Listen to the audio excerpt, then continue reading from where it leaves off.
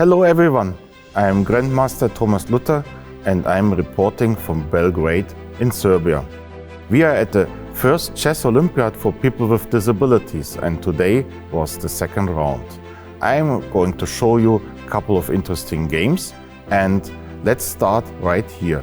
This was in one of the top pairings, Israel versus the host country Serbia, where international master Andrei Gobanov from Israel found a very nice combination to win his game against Dragan Sivic.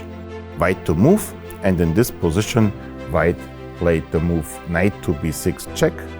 Okay, Black is forced to take the knight. Now White exchanged rooks on d8, King took, and another forced move, Bishop takes knight check, Queen has to take, and now a nice two-move follow-up combination.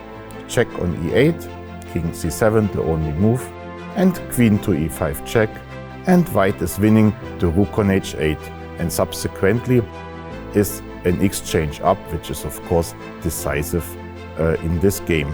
The game continued for a few more moves. Black played bishop d6, another check, picked the rook, King a7, another pawn, Queen f2, and now White just went for a liquidation combination, check on e3, must exchange. Okay, Black wins back the exchange with bishop f4, but after King d2, the resulting end pawn endgame with pawn up for White is just a clear win. So that's why in this position Black decided to resign. Subsequently, Israel won the match and is now one of the leading teams with 2 wins after 2 rounds. There was an interesting match between Kazakhstan and Germany, which ended after a tough fight in a 2-2 draw. One of the interesting games was on board 4 between Nina Zhukovskaya and Manuela Mekos.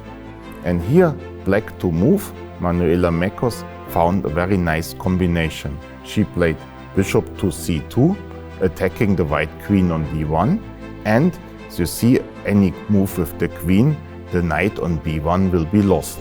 So that's why here Nina Zhukovskaya replied with a counter-attack, knight b1 to c3, with the idea if Black takes the white queen, White takes the black queen.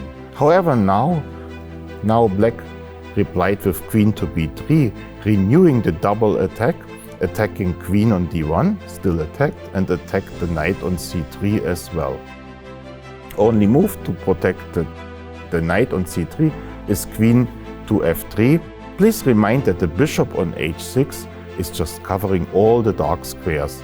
And now this is really the trouble here for White. Now Black came with another double attack, bishop to d2, attacking the rook on e1 as well as the knight on c3 for a second time.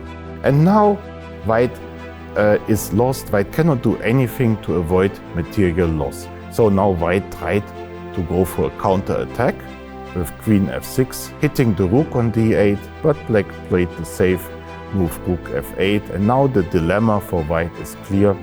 Rook and knight attacked and White will lose material. Okay, no need to resign yet. White tried rook e7. Of course, Black captured the knight, queen to c6, captured the pawn, bishop c4, and now after queen b1 check, king to g2, bishop b3, Black is just covering all the weaknesses and subsequently won the game. After a few more moves, rook e8, takes, liquidation of pieces, and well, few more moves. White could have resigned here already. However, in this position, after more moves, there was no hope anymore for White. And now finally, in this position, after queen f2, liquidation of queens, and then of course Black queens, some more pawns, White finally resigned. With this victory, the Black player, Manuela Mekos, secured the 2-2 in the match between Kazakhstan and Germany. Another very exciting match was played between India and Cuba, both teams belong to the favorites and the match was very tough. At the end, India managed to win the match 3-1. However, the most exciting game was played on board 1, where Sudhir Kumar played Romero Morales. And in this position, Morales found a really nice combination. Black to play, and black sacrificed the knight on e4. Knight takes pawn on e4. And this is really putting a big setback on white's position, since now white's center is getting destroyed. And obviously, after white took black's knight, the idea from black was double the rooks on the e-file and pin the bishop and of course win back the sacrificed material. However, now white's center is destroyed. To avoid material loss, white took the pawn on h7, king takes, queen gave the check, king goes back to g8, and as a result of the combination, of course now black's rooks are controlling the e-file and will of course infiltrate into white's camp. The game continued, bishop takes pawn, rook to the second rank, attacking the queen. Now already it's seen that the white king is in grave danger. Queen f5 played, and now another really cool move from black.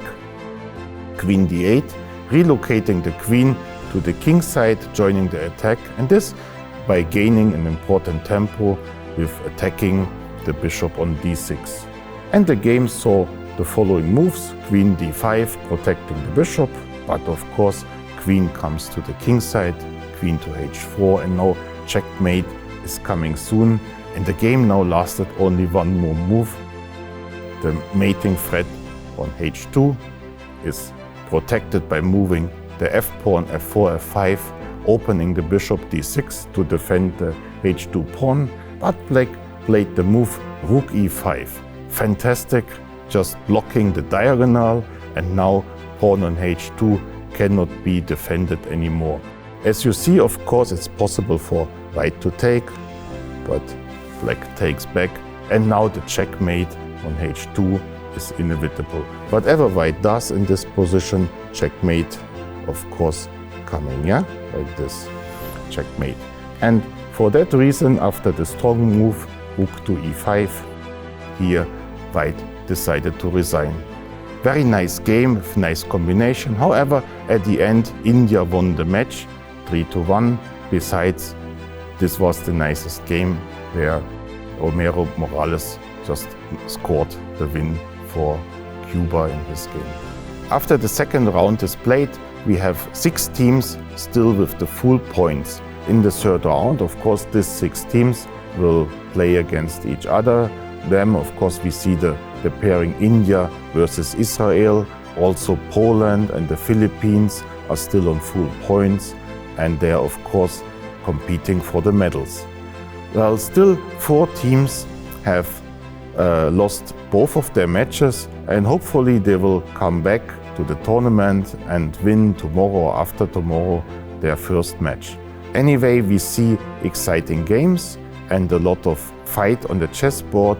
However, there's a very friendly and social atmosphere, and I'm looking forward to see the third round tomorrow.